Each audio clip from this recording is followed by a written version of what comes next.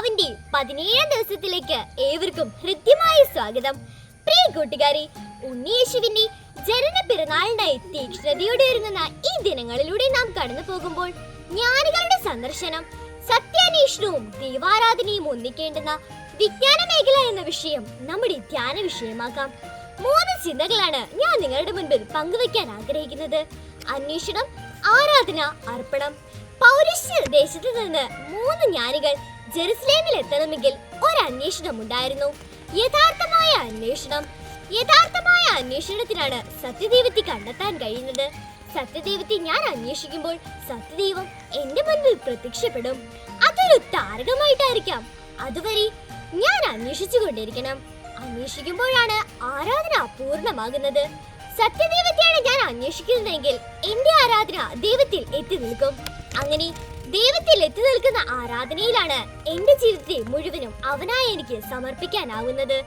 ജെറമിയ പ്രവാചകന്റെ പുസ്തകം 13-ാം അധ്യായം 14 മുതലുള്ള വചനങ്ങൾ നമ്മെ ഇങ്ങനെ ഓർമ്മിപ്പിക്കുന്നു.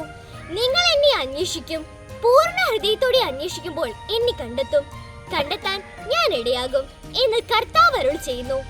ഉള്ളറിവുകൾ വഴിതെളിച്ച നുറുങ്ങുവെട്ടത്തിലൂടെ സഞ്ചരിച്ച ജ്ഞാനികൾ ഉള്ളായ്മകളിൽ രക്ഷകരെ തിരഞ്ഞുവെങ്കിലും കണ്ടെത്തിയില്ല.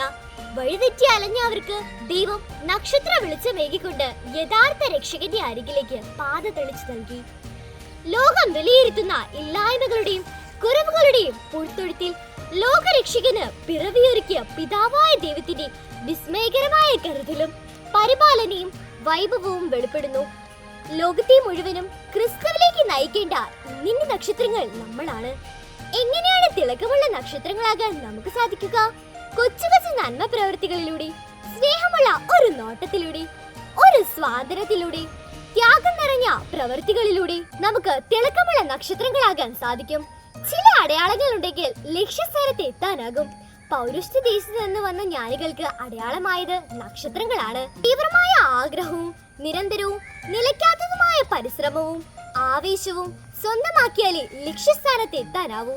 യഥാർത്ഥ രക്ഷകനെ കണ്ടെത്തി കുമ്പിട്ട് സാഷ്ടാംഗം പ്രണാമിച്ച് ആരാധിച്ച ജ്ഞാനികൾ നമ്മുടെ ആരാധനയെ ഉയർത്താൻ നമ്മെ സഹായിക്കട്ടെ.